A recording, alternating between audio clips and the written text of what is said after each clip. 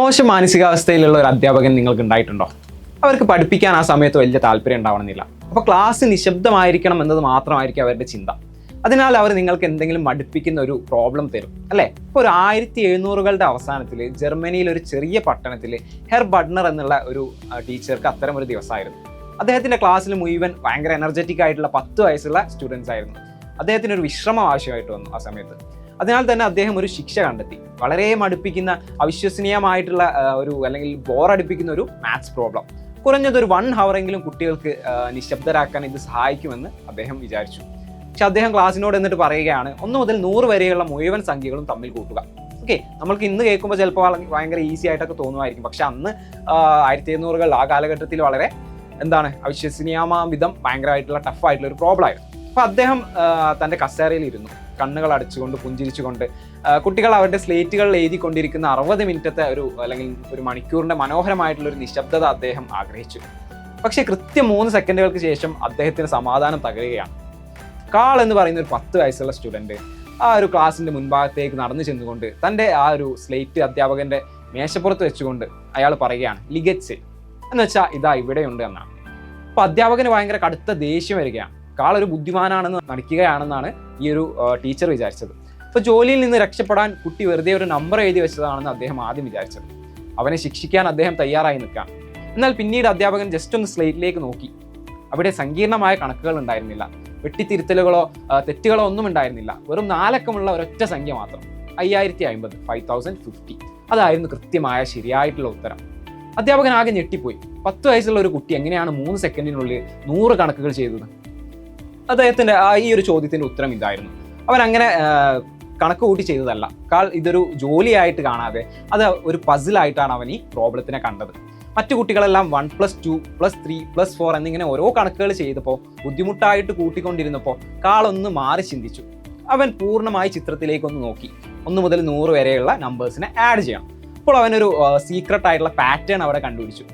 ആദ്യത്തെ സംഖ്യയായ 1ഉം അവസാനത്തെ സംഖ്യയായ 100ഉം തമ്മിൽ കൂട്ടുമ്പോൾ 101 ലഭിക്കുന്നുണ്ടെന്ന് കാളിന് മനസ്സിലായി. തുടർന്ന് അവൻ ഇതിൻ്റെ ഉള്ളിലേക്ക് നീങ്ങി. രണ്ടാമത്തെ സംഖ്യയായ 2ഉം അവസാനത്തേൻ്റെ തൊട്ട് മുന്നുള്ള സംഖ്യയായ 99ഉം കൂട്ടുമ്പോഴും എഗെയിൻ നമുക്കൊരു 101 ലഭിക്കുന്നുണ്ടെന്ന് കാളിന് മനസ്സിലായി. ഈ 100 സംഖ്യകളുടെ പട്ടിക മുഴുവൻ ഇവനിങ്ങനെ പേറുകളാക്കി മാറ്റുകയാണ്. അതിനാൽ കാൾ തന്നോട് തന്നെ ലളിതമായ ഒരു ലോജിക്കലായിട്ടുള്ളൊരു ക്വസ്റ്റ്യൻ ചോദിച്ചു. എനിക്ക് 100 നമ്പേഴ്സ് ഉണ്ട്, ഞാൻ ഇവയൊക്കെ 2 എണ്ണം വീതമുള്ള പേറുകളാക്കിയിട്ട് മാറ്റുകയാണെങ്കിൽ എനിക്ക് എത്ര പേറുകൾ കിട്ടും? അപ്പോൾ 50 പേറുകളാണെന്ന് കാളിന് മനസ്സിലായി. ഈ 50 പേറുകളെല്ലാം കൂട്ടിയാൽ എല്ലാ പേരിനും 101 ആൻസർ, അഡീഷണൽ ആൻസർ എന്നും കാളിന് മനസ്സിലായി. അതിനാൽ തന്നെ 99 തവണ ബുദ്ധിമുട്ടി കൂട്ടുന്നതിന് പകരം കാൾ മനസ്സിൽ വളരെ ലളിതമായ ഒരു ഗുണനം അല്ലെങ്കിൽ ഒരു മൾട്ടിപ്ലിക്കേഷൻ മാത്രം ചെയ്തു. 50 × 101 അല്ലെങ്കിൽ 50 × 101. അപ്പോൾ കാൾ ഫ്രെഡറിക് ഗോസ് ഈ ശിക്ഷയിൽ നിന്നും രക്ഷപ്പെടുക മാത്രമല്ല ചെയ്തത്, പിന്നീട് മനുഷ്യ ചരിത്രത്തിലെ ഏറ്റവും വലിയ ഗണിതശാസ്ത്രജ്ഞരിൽ ഒരാളായി അദ്ദേഹം മാറുന്നുണ്ട്. ജർമ്മൻ കറൻസിയിൽ പോലും അദ്ദേഹത്തിൻ്റെ മുഖം അച്ചടിച്ചിട്ടുണ്ട്. എന്നാൽ ഈ കഥയുടെ ഗുണപാഠം കാൾ ഒരു പ്രതിഭ ആയിരുന്നു എന്നത് മാത്രമല്ല, നമ്മുടെ സ്വന്തം ജീവിതത്തിലെ വലിയ പ്രശ്നങ്ങളെ നാം എങ്ങനെ സമീപിക്കുന്നു എന്നതാണ് പാഠം. വലിയൊരു ഗണിത അസൈൻമെൻറ്റോ അല്ലെങ്കിൽ വലിയൊരു മാത്സ് അസൈൻമെൻറ്റ് അല്ലെങ്കിൽ നിങ്ങളുടെ വർക്കിൻ്റെ സ്ഥലത്തുള്ള വലിയ പ്രൊജക്റ്റുകൾ, വൃത്തിയാക്കാൻ ബുദ്ധിമുട്ടുള്ള ഒരു റൂമൊക്കെ, എന്തോ ആവട്ടെ, ശ്രമകരമായ എന്തെങ്കിലും നമ്മൾ നേരിടുമ്പോൾ തല താഴ്ത്തി കഷ്ടപ്പെട്ട് ആ ജോലി ചെയ്തു തീർക്കുക എന്നതാണ് നമ്മൾ പലരും പൊതുവെ ചെയ്യാറുള്ളത്. എന്നാൽ ചിലപ്പോൾ നിങ്ങൾക്ക് ചെയ്യാൻ കഴിയുന്ന ഏറ്റവും നല്ല കാര്യം ഒന്ന് മാറി ചിന്തിക്കുക എന്നാണ്, അല്ലേ? ഒരു പടി പുറകോട്ട് മാറി നിൽക്കുക, പൂർണ്ണമായ ആ ചിത്രത്തിലേക്കൊന്ന് നോക്കുക.